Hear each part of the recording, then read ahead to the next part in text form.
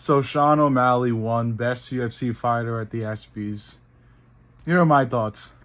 I think it just shows how much like mainstream sports media uh, doesn't care at all about combat sports, and it can be because it's niche. It's not many people watch it, although the UFC is growing a lot. But it really does show that at least whoever's fucking running the ESPYs doesn't really know their shit. Because Sean O'Malley is far from the best. I mean, well, it depends on the criteria. That was the thing I was gonna go in mainly in this video about, which is what criteria they use, and I feel like in any sort of aspect of criteria the people fucking running the ESPYs could have used. I feel like Sean O'Malley doesn't come close to number one. Okay, we could talk about it. We could talk about fan culture. We could talk about resume. We could talk about record. Yeah, Sean O'Malley doesn't come close to number one. I guess it's. I guess I don't even think Sean O'Malley comes first if we're talking like mainstream UFC fighters, because that's what I was going to justify Sean O'Malley winning the Best UFC Fighter award at the ESPYs for, because he's so mainstream. But I feel like Alex Pereira even is more mainstream. And of course, me saying that, I obviously am going to say that Alex Pereira should have won. As many MMA fans do believe and have posted throughout Twitter that Alex Pereira should have won, and he should have won. No one beats him. Recently, no one beats him. Recently, regarding record, fan base, Alex's fan base is crazy, growing every fight, but huge right now. Record, all the big names he's beaten so far. He's mainstream by now, man. Everybody knows the word Chama. The word Chama has probably been fucking Google searched billions of times by now. That being said, Sean O'Malley didn't fucking deserve to be the best UFC fighter, or get the best UFC fighter award, is what I'm saying. Because look at what he's done. He beat up Cheeto. I understand he said what he was going to do, and it ended up happening. But Cheeto did turn out to be a human punching bag, and when I then look back at his other fights, that just is what he is. He stands his ground. He stands still. There's not much movement, and that's what it is. Before that, okay, he beat Aljo. Aljo he's going to be in the UFC Hall of Fame, and he was on a great tear, and he did amazing things at bantamweight.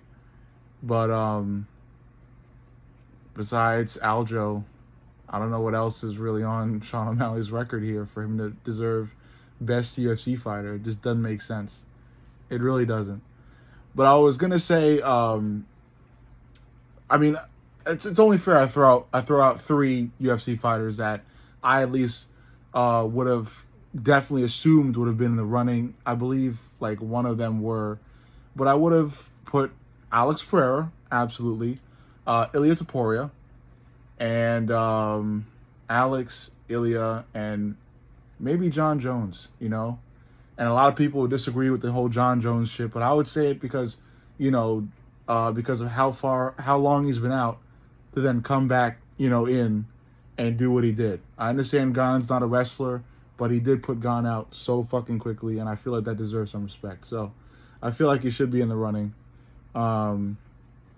Overall, it is what it is. It just shows how mainstream the ESPYs are in terms of like combat sports. They don't really have extensive knowledge in combat sports. They don't know. I don't feel like they know the who's, the what's what. I feel like I think they selected the winner of this whole thing by just scrolling through Instagram and seeing who pops up the most. And I will give Sugar Sean O'Malley credit in this aspect. He's very active on Instagram and social media, and he's getting attention on social media. He's making pretty entertaining stuff on there. He's got the rainbow hair.